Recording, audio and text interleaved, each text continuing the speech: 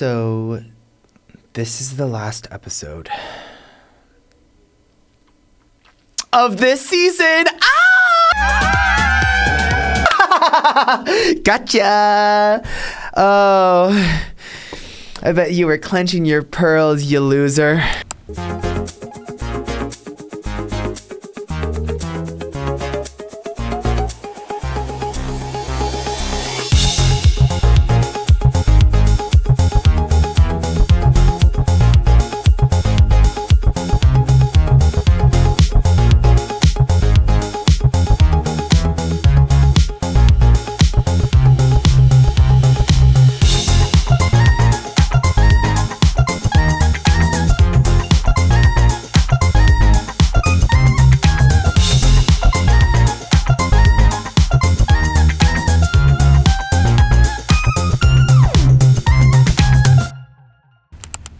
I made this decision a few weeks ago, and I'm going to explain a little bit about why. If I sound a little bit tired, it's because last night was my birthday party, and it was 2 months late. Ooh!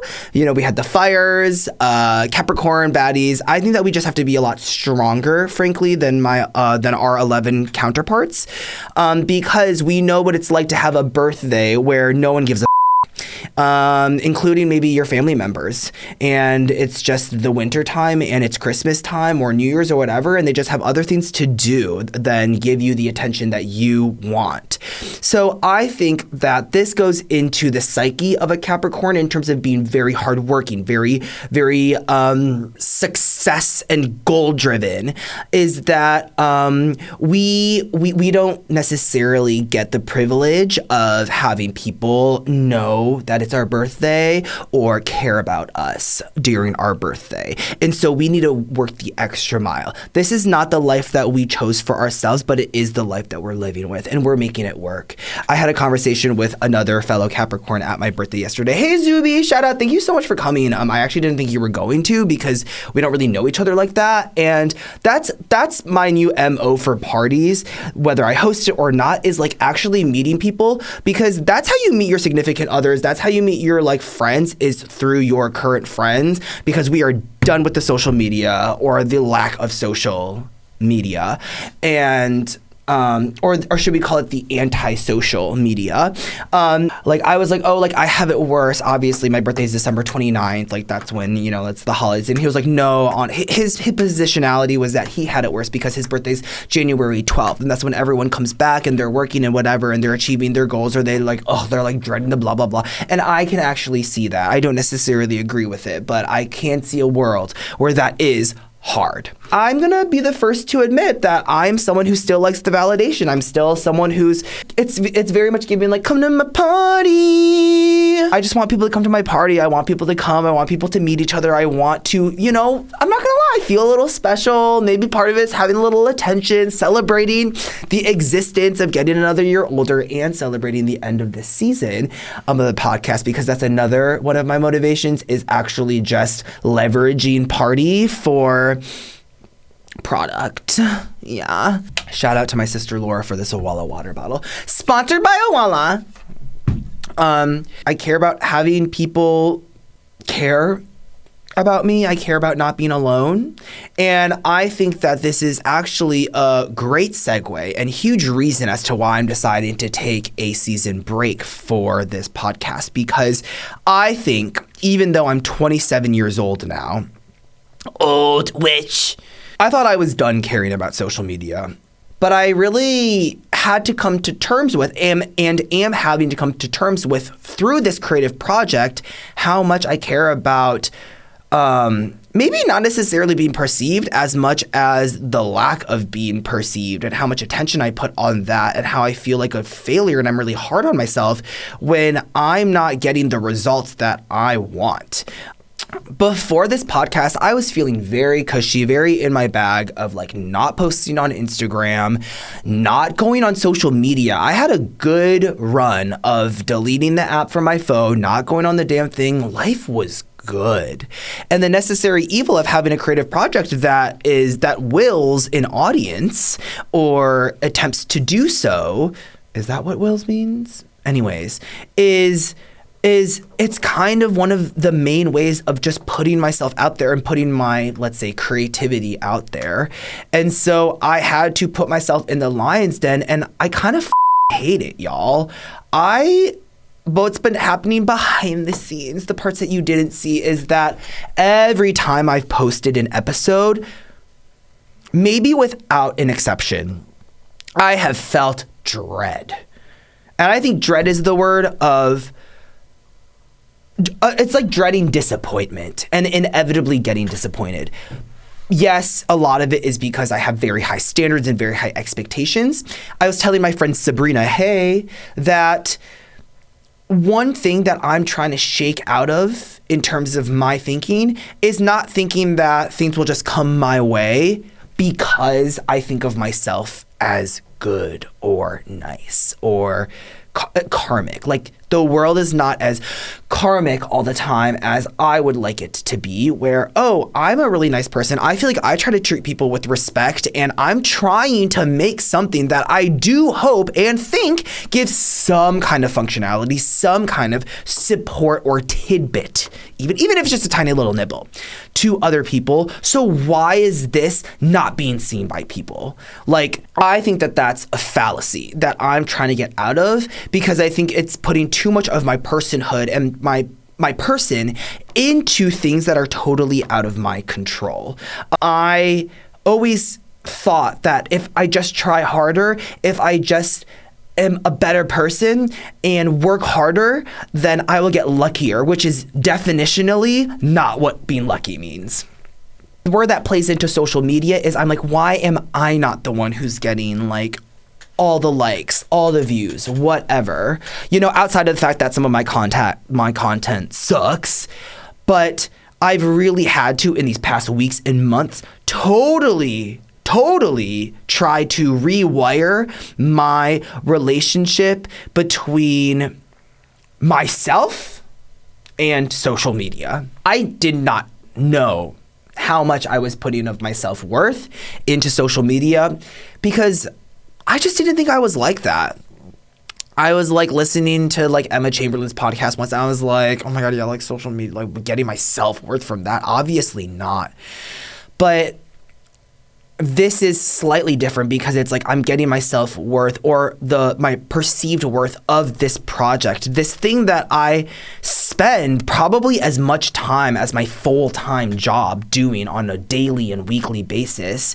I'm putting so much of my project into whether or not it's getting views, whether or not it's getting likes, whether or not people are seeing it, when the reality of the situation, especially in this hyper capitalized version of social media where it's all just bad, honestly is just that, just what I said, is that it's bad. Like, social media is inherently not like a fantastic thing. And similar to like my ADHD kind of journey, which, by the way, I'm in the process of getting my like test and screening, and it actually wasn't that hard. And it's looking like I may have it, guys. Anyways, moving on. Having the attitude that like this is not something that I like or that I have to like in order to do was actually really important for me, because it allows me to not care as much about social media or the algorithm or do I get lucky or putting my worth into did this post get X number of likes. Actually, yeah, the more that I talk about this, the more that I do see a lot of parallels with like my whole clocking in, clocking out gate, which there has been improvement, although I still need to improve more, is actually seeing like the value and making your life easier through seeing things as obligations. I think when you put too much of your freedom, or you think too much about like, do I stand by this? Is this who I am? Does this fit my mold of like how I want to be? Instead of just being like, okay, I'm doing this because I have to do this. There's a lot of, I think it incorporates a lot more ease and simplicity in my life to just be like, I'm doing this because I have to post once a day. Takes a lot of the pressure off, actually. And so one thing that I really had to do, and working with my therapist on doing this, is seeing social media as a necessary evil, because it is an evil. It is not a good thing. It is not something that oh, if I just do better or get more attention, that I'm going to have a good time. I'm not going on that app expecting a good time. I'm expecting a bad time. I'm adjusting my expectations, I think befittingly, such that this is garbage. Like, this institution and establishment is garbage. Mark Zuckerberg, garbage. TikTok, low-key less garbage, but still garbage. And being like, okay, yeah. And also with that, understanding that people who go on social media are not looking. They're looking to check out. They're looking for distraction, for brain fog, for brain rot. A lot of the time. And then other times they also look for inspiration, they look for tips, they look for deeper things, which is what I feel like I've been trying so hard to push and shove down people's throats. Like, if I just keep selling the mental health talk and the deeper stuff that I think that social media is so devoid of, then that's going to catch on. And that did not work. I mean, maybe it would have worked if I kept trying for a longer time, but actually what's working, which brings me to my next point, is buying into and meeting people where they're at. This, I feel like, is a huge life lesson for having any kind of persona or any kind of creative project or any kind of outward facing anything, is that what do people want from you in this context? So another lesson about life and about the creative process that I am really just learning is the concept of, and I've been saying this to so many of my friends, the concept of sneaking the candy in the vitamin C pill. Wait, oh my God, no. Sneaking the vitamin C pill in the candy and opening with the little sweet sugar, and the real thing that you want people to care about is deeper inside of that, but you gotta hook them first. Because that, to me, before felt so inauthentic to me. Like, I've gone viral, which I also want to talk about. I've gone viral for things that I do not stand by. I do not think are representations of me, and I don't want them to be representations of me. And when I'm on the other side from the consumer standpoint, I am also guilty of being very judgmental in this respect. I've had friends who are, making their creativity their capital, and seeing that and seeing their come up being like, you just need to sell it, or you need to like give the people what they want. I viewed that as inauthentic. Like, oh, like whether it's, more image focused, or even if it's something like comedy or like an art, being like, this is not who you are. This is not who I know you to be as a person. And yet you're like, almost as if you're playing the role of someone else, or playing the role of an influencer, or performing social media. To me, that felt really inauthentic. And now throughout this process, I've learned it. Because there is no such thing as authenticity on social media, or rather there is no such thing as authenticity on social media and success, I think. That's a generalization, but I think for the most part, social media is so far past who am I really, and connecting with people and how they really are. It is so far gone from that, such that it's all just like how can we make ourselves ads? Or how can we simplify and distill ourselves as much as possible to being a singer, being a model, being a content creator, being a funny person. The reality of the situation, I like to think, is that singers have so much more depth than just singing. And especially for like influencers, they have so much more depth than what they're influencing, other than my skincare routine. Take my skincare routine. And I'm actually going to call out one of my besties who is going to be on this podcast in season 2. And I'm so excited. Maureen, model. She does not, like, to me, in close quarters, someone who I'm so comfortable with, someone who I consider like almost a family member, she's not a model in the room. And you're going to see a lot of sides of her in the podcast, which is why I love the art form of a podcast. But on social media, you just get, you mostly get model. I think there's a way that you could look at that and be like, that's not the real her. There is no such thing as the real you or the real her on social media if you're trying to make it. If you want to be a millennial and you want to share, because my sister does this, not to call you out, Laura, but this is very millennial core. Making Instagram what Facebook used to be, and like, he picture, like, thank you so much for coming to my party. Here's my cake. Like, Thanksgiving dinner. Honestly, respect. Respect for that kind of Instagram.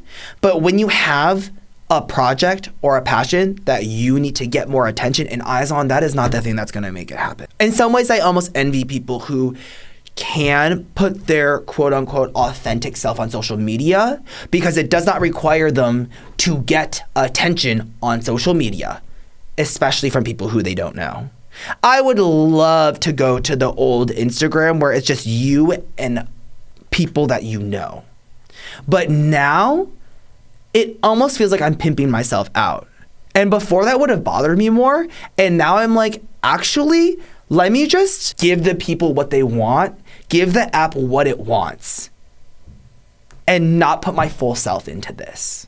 Because I was running into a wall of who is the authentic Eric Chane and how can I put that out there? And now I'm like, baby, if you want to grow your podcast, if you want to put yourself out there, if you want to get if you want to get attention, it's not by posting your cute little graphic that you made about tips on ADHD that you thought was going to be helpful for people. It's when you're impersonating a gay Republican and shitting on them. Yeah, I'm gay, but not everyone has to know about it. Period. And also, I like doing it. It's fun. Now I am going to talk. This is actually a tactic that I learned from an interview, because I interviewed a kid who wants to go to Harvard. Two things I'm going to talk about with that. One, I love curiosity. Love curiosity. I love people who are curious. I think that that is in some ways the only hope there is in these abysmal ass times, is to have curiosity in different things. I was so impressed. Am I allowed to say this? I think I can say this. I was so impressed with this person that I interviewed, but the vast amount of knowledge that she had about different things, music, it really ignited in me again, like, oh my God, there's so much excitement and so much joy and life in learning things and knowing things. To be a student. I was watching Lady Gaga, Mayhem, coming out. One thing that Lady Gaga has been saying more that I really just love. I feel like part of the joy of being a musician is that you are a student. And if you are not a student, for me, that's kind of a boring expedition. It's kind of like being an explorer, but you don't really want to find anything. Damn, Lady Gaga, like, period, Stephanie, Germanata. I could watch her talk all the time. Also, I love her new smile. I don't know what she did to her face, but it's so cute. It's kind of giving like Korean, okay, maybe I'll take that out. I think that that's super true of just being like, you know what, let me be in my student era all day, every day, no matter what, even if I get old, even if I have become a boss one day, whatever, like, I'm constantly in the market to be a student. Anyways, why the fuck did I say it? Right. The second thing is this language I learned from this interviewee that I talked to. Like, I just thought it was so cute and like really like kind of in a way badass. She was kind of like, I would now like to talk about this. And I'm like, okay, lead the conversation. Fantastic. I would now like to talk about going viral, because I've been trying to find a way to talk about it that has any level of additiveness and not just being like, I went viral. But I do feel like prior to going viral, this is going to sound so annoying, but prior to going viral, I did always wonder what it was like to go viral, especially when I was like going in my acting grind and wanted to pursue Hollywood. Like, I kind of maybe had this like falsehood that, oh my God, all you need to do is make it viral and then boom, your career is going to take off. Obviously, that's not going to happen. Obviously, like, so many people go viral now, but I'm going to unload my thoughts on going viral and how it informs my relationship with social media. Thesis. I don't know. Body paragraph 1. They say that, oh, you know, you never know what's going to go viral. It's always the thing that you're kind of like, what, that? In fact, that's one thing that we learned from Dylan. Go back to episode 5. Again, definitionally, this is what viral is. But it's hard to wrap my head around like 1 million views or 200,000 like that number of people is just so insane to me. And I now see how people can reduce people to numbers, because it's like, when are you ever going to sit in a room with 200,000 people? Never in your life. I mean, one can dream, right? But the amount of being perceived in just like a certain amount of time, whether it's seconds or minutes or even days, is very jarring. I think that's a point that I would like to make, is that how non-linear it is. That's a point that I want to make, because I think the way that I was raised, partially from my my parents and coming from an immigrant household, is the idea of like the stair steps and the linearity of, if you put in the inputs, you will slowly and steadily get to the outputs. Something that social media is teaching me, in particular TikTok, is that you put in your inputs, you put in your steps, and all of a sudden, one video or one step will be a skyscraper, and all the other steps will be curbs. And that to me is just so the opposite of like how I make sense of the world, in that it doesn't make sense to me. But I got to give a shout out, I guess, to my social media manager, Joel, who's just like, you just need to post every single day. Doesn't even matter what it is. It can be bad. One of those is going to go viral at some point. And seeing, and this is also helpful, look at the youth teaching me, seeing social media or seeing TikTok and the algorithm not as like working against you, but as a literal robot. That's literally all it is. So all you need to do is like feed the fucking beast robot. And that beast robot doesn't know if your video is how funny it is. Like, oh my God, like if it was just like, you just don't get it, blah, blah, blah. No. Again, it goes back to that idea of there is no heart. There is no validity or merit to social media. And treating it as something that should be fair is so unproductive. One additional thing that I would like to talk about with social media is, because honestly, y'all, like I just want to say I'm so grateful for my life. I do my gratitude practices every night. I feel like I honestly already said this, but I think of what's something that I love about the world, what's something that I'm grateful for the world, what's something that I love about myself, what's something that I'm grateful for in myself. Okay, maybe that's a little bit too self-loving, but I do the world part of it too. All right, I am honestly loving my life. I feel like I'm hitting a peak. I am in the opposite of a flop era. I'm in a WAP era. I'm in a BOP era, shall we say. And in this BOP era, like, just like things are going well. I honestly can't complain. I mean, I still have some problems. We all do.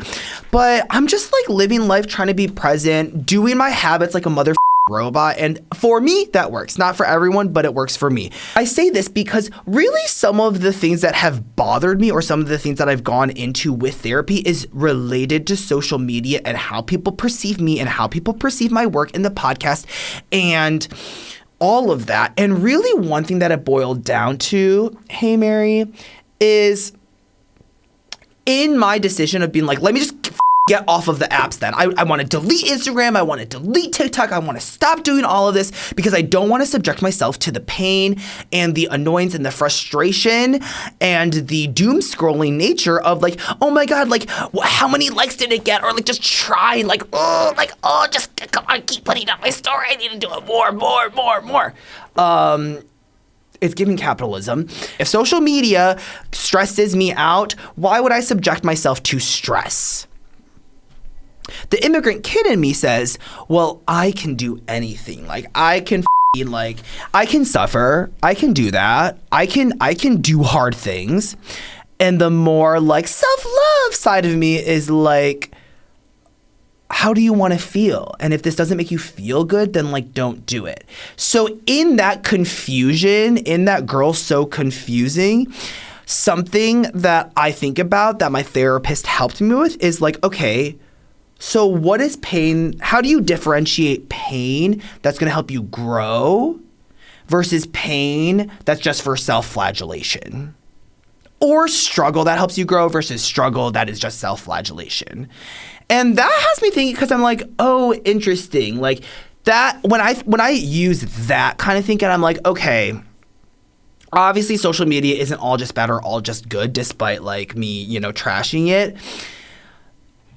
Me exposing myself to just putting shit out there in the spirit of not caring as much about what people think, or in the spirit of not taking the output or the likes or the comments on it as indicative of my self-worth, that ultimately I think is helpful for growth. Whether or not I am like literally growing on the social medias, slash whether or not people are seeing it on the social medias, but just that exercise and that practice of putting it out there and not trying to see like count as indicative of who I am, that I think has been helpful. Checking it all the time, checking to see like the likes, blah, blah, blah, blah, blah, that is sometimes not helpful. That is sometimes more just self-flagellation. And then another part of it that makes me feel better too is like, Instagram's dead. Okay, like gone are the days where, like people actually care. When I'm on Instagram, I don't really care. Do I even like the things that I press like on? No. At this point, I'm just out here liking things. Okay, sometimes like someone drops like a bomb picture and you're just like, period. I will double click. But then other times I'm just like, okay, you're my friend. Like, I don't really like you. Keep going. That kind of stuff. And so, okay, but now that I say that I'm kind of like, wait, but then isn't that indicative of who you like and who you don't like? Period. Thinking. Pause. Take a deep breath. You know what? Let me just go on Instagram just so we can do a little bit of an experiment. Here's my psyche. Oh my God, I just got some likes. Cool. So like this, boom, gay virgin official, cute picture, wonderful, love it. And also like an artist and a friend who I care about. Like scrolling past. This Celeste Yim, cool comedian, Asian, something like that look Vogue, awesome. This, Michael Henry, love you so much, probably won't watch the whole thing. I will like it. And also, I recognize someone in there. This, my friend's art, love it. Obviously, come see the show tonight, except for that you will be listening to this after the show already happened. Lady Gaga, anything that's Lady Gaga, I will like. Don't look at my suggested reels. Okay, I just realized like me covering my phone won't do anything. Dylan Mulvaney, dreams of privacy, really? Sure. This is an ad. Pass. I was born at a very young age. I couldn't even walk. There would be times that I would wake up and there would just be in my pants. Look on the bright side, you've really grown a lot. I think that my experience on social media now as someone who wants to be creative and wants to put stuff out there, now I'm almost just collecting my data and trying to find inspo for things that I would want to post. Like, pass. Then, like maybe I'll look at the stories like, hey, bestie. Okay, maybe I shouldn't be showing people's close friends stories. But then it's like, then I'll get tired like very, very soon and then I'll exit the app. Bye. What did we learn from that, girls? Basically nothing. But mostly like Instagram used to be something where it's like, oh, like I feel like you stand by the things that you like a little bit more. And now it's just like, almost ingrained in my psyche is I'm just liking things that I think are worth likes. Not necessarily things that I like. It's like the it's actually like the stock market. This is a lesson that I taught as an economics teacher, is that actually the way that you win the stock market is not by investing in things that you like, it's by investing in things that you think other people are going to invest in, which is another comparison is they did this like beauty contest, I guess, in a newspaper or something like that. And the results of like who won the beauty contest, because if you chose the winner, or if you chose who got the most votes, then you got some kind of prize. So actually what you want to do is not choose who you authentically think is beautiful or good looking, but who you think everyone else is going to. And when everyone else is also doing that, then that does not necessarily reward good stuff. It rewards what everyone thinks everyone else wants. Did I just eat? Piggy. Piggy is someone who just like is so fierce and they're just eating up. When someone is constantly eating and constantly doing a good job, baby, that's Piggy. I love the people who turn off their likes. That helped me, I would say. I think that helped me because it's a unique circumstance where I feel like we were all getting more likes like years ago than we are now. And that is so counterthetical to my ethos of existing, where I fall into the trap of being like, I should always be getting better and better and better and better. And it should be linear. The idea that I am regressing or not doing as well as when I was an 18-year-old who had just gotten into Harvard is like, wait, what? This is jarring. This is bad. But it's the system that changes. It's not you. It's not like your photography. I bet you, whatever, if you're a creative person or not, I bet if you posted a bomb ass photo, amazing photo, sick photo, maybe it's like I'm like a disposable camera, but with an amazing quality, with the flash, and you're wearing like colored sunglasses and maybe like a beanie, and then maybe you're wearing like lots of layers with different color coordinating, whatever. That picture would not do as well as a shitty selfie of you and your friend in front of a tree from years ago. I guess I do look at like count, but apparently like I've talked to friends and they're like, I do not look at that. I look at the comments. I look at the engagement. How are people actually going to watch? And for me, I feel like it's so embarrassing, at least how I typically am, and I'm moving out of this, but it's like so embarrassing when your post flops. And then that's when I have to go inside and be like, oh wait, is that because I'm just judgmental when I see someone's stuff flops? And now when I'm allowed to be easier on myself by being like, okay, yeah, you tried your best and you got like 96 likes, that's okay. Now I can also use that and look at other people and be like, oh, this app is just stupid, and it's not at all a representation of how good your photo is or how good your creative skills are. It's one of my friends from high school. She said sometimes a good delete and tolerance break is so necessary. Okay, so by the way, if you just needed some kind of permission to delete I'll have you know, I have never just deleted the app or never like gone off of it for certain amounts of time and regretted it. Like I've always come back and been like, okay, I didn't really miss much. And sometimes you get to see like it's even more fun and more. The comparisons for me are the worst. Sometimes I feel like everyone is out and about living and I'm legit scrolling, just watching it happen can really put you in your head if you go too deep and let it fester. And that's the irony. This is me talking now. That's the irony of the scrolling and the FOMO of the scrolling, is that while other people are out doing their thing, whether or not they did that like previously or they're just posting about it like in, what's the opposite of in retro?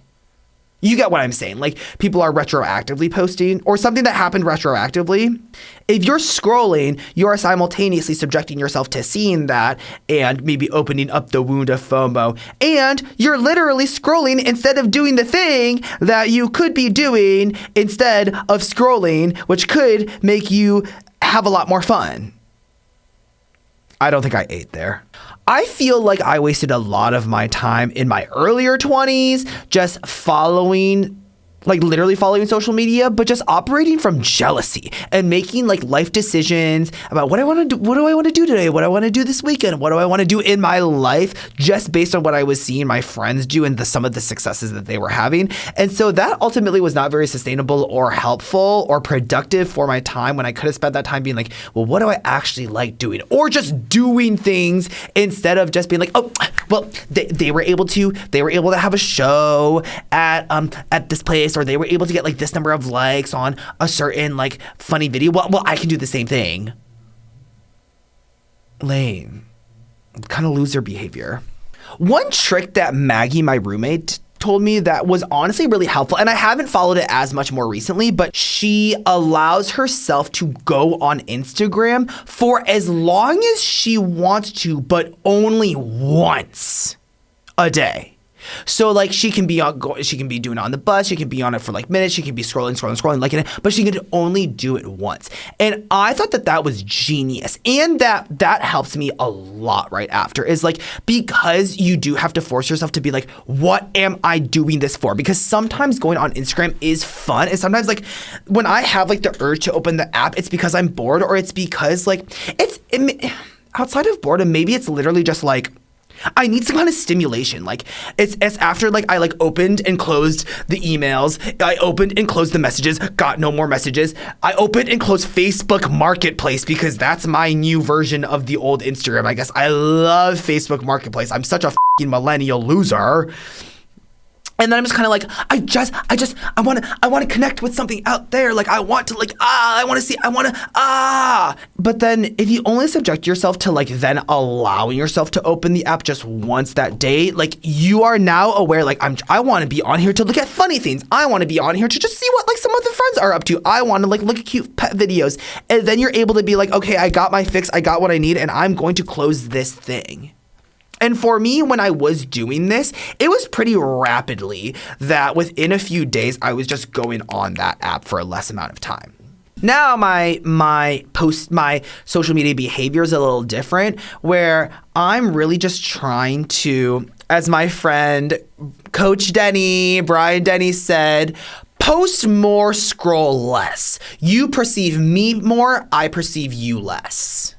And I loved that. That is one of the things that I'm trying to do, where it's like, you're kind of winning the game if you're, okay, well, you might literally not be winning the game because these apps are designed such that you have to engage in order to like get more engagement, blah, blah, blah. But there's something honestly so empowering, and it goes back to like playing the game of posting and then exiting that app. I like doing this. I really do. It feels like I hacked the system. It feels like I gave a big you to Mark Zuckerberg, even though I'm living in his world and actively contributing, one could argue. But in this attention economy, it's like you need to protect your attention. And if you're like a creative, then maybe you need to get attention. So it's nice to just be able to post, close the app, rinse and repeat.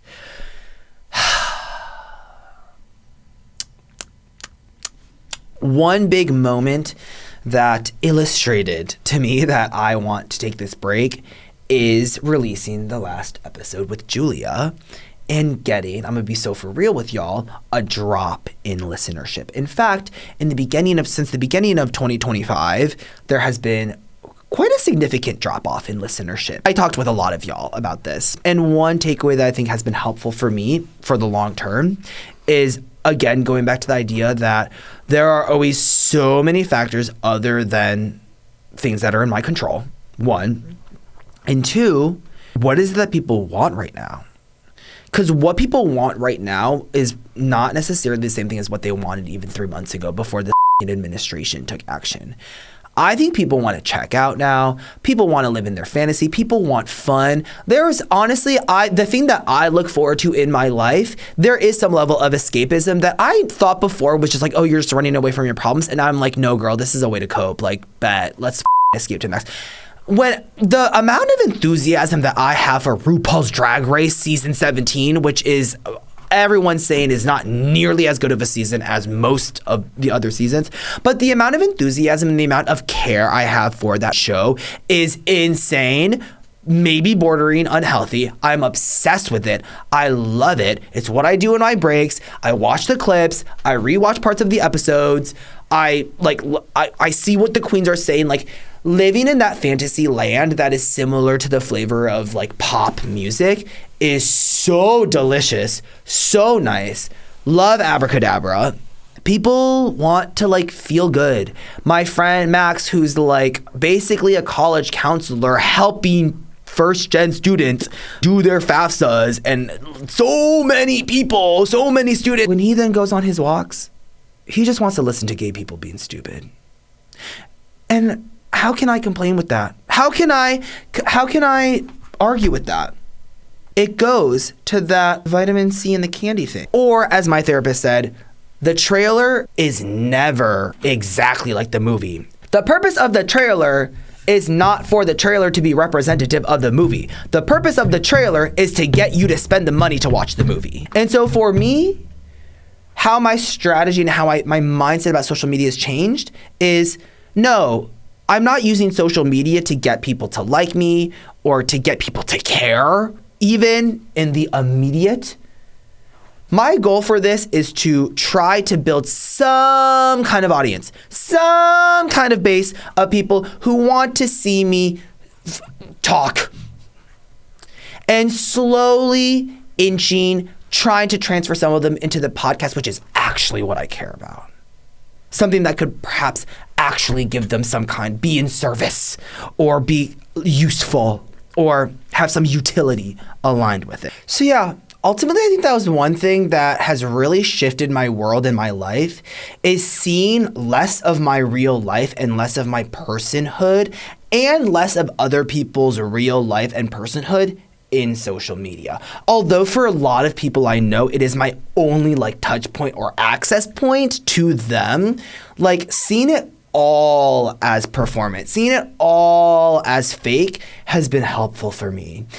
Because would I ever want someone to look at me and be like, you are, and embody someone who makes fun of Republican women? No.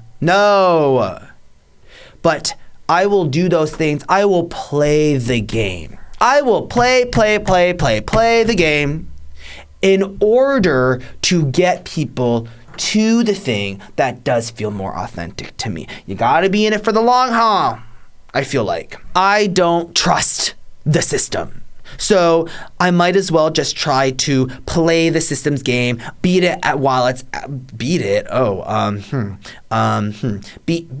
the system, take down the boss from the inside. This is like my pseudo therapy.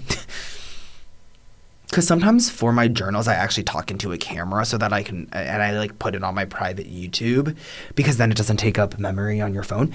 And that's just my way of vocalizing and my way of expressing and understanding. Yep. I just felt like I had to talk about all the social media stuff because it's got to be bugging some people other than just me. I know it's bugging people other than just me. And I would love to get to a place where some of my friends are just yeah, social media is just not really what I care about. That is awesome. So creating a podcast, in short, has been a lot of contradiction. Having this creative life, this thing that I care about so much, has stretched me in so many uncomfortable and awesome ways. And I do think that I'm a better person because of it. Sometimes I look back at some of those interviews that I did or some of the things that people shared, and I'm like, oh my God, that's such a helpful thing to remember. I even think about Kunde in the teacher episode, just oh yeah, it just goes down to focusing on the things that you can control. And really, it's about those small details and it's about those small things and being conscientious. That crosses my mind every few days. So it's helping me in my own personal process of just leveling up.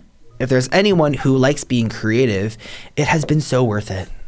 It has been so worth it. It's been such a big part of my life. I think that doing it has only continued giving me dreams for what could come. And I hope that I hope that one day I can be doing some version of this, for an audience, whether it's big or small. This next season, I am very excited. Very excited. Somehow even more excited than this first one, because I feel this first, I just had to do it. I had to do it. I had to do action. One thing that I'm really living by is acting and doing instead of just thinking about it, because flawed something is better than a perfect nothing. And I didn't know what I didn't know about podcasting. Things can be so exciting and you think you can know everything in concept, but in practice, all of these surprises come up. You see all the ways that you can get better, all the ways that you are flawed, all the ways that, you know, need some like minor or major tweaks. We are leveling the up because right now I'm working with my girly Joel. Hey Joel. And he read me to filth and basically said that my visuals are kind of giving like millennial presentation graphic, like infographic specifically for like millennial. And I was shook by that. And I really had to realize that I'm not totally like an aesthetics person. I actually am I don't really care about the cinematography of a movie. Okay, I'm very much purpose. I'm very much what is the ultimate theme? What is the bigger idea? And if that can be told via an iPhone 12 versus a, you know, Rode A67 Ghost Mark IV, then so be it. Oh no, what's the kind of camera that all of the LA like don't stop talking about? It's the Ari. It's the Ari Alexa #3. Blah blah blah blah blah. Ugh, annoying. But then also annoying is all of the like the bigwigs of Hollywood being like, you see this? You see this? You can make movies on this. You can make movies on this. So what's stopping you from making the next multi-million-dollar film? You're the one stopping us, dumbass. I recorded some episodes. It's gonna look so much better. We're getting both deeper and more funsies, I think. We're including some more gimmicks and games and whatever. So this is going to be something that you can listen to when you're on your little walk or on your run.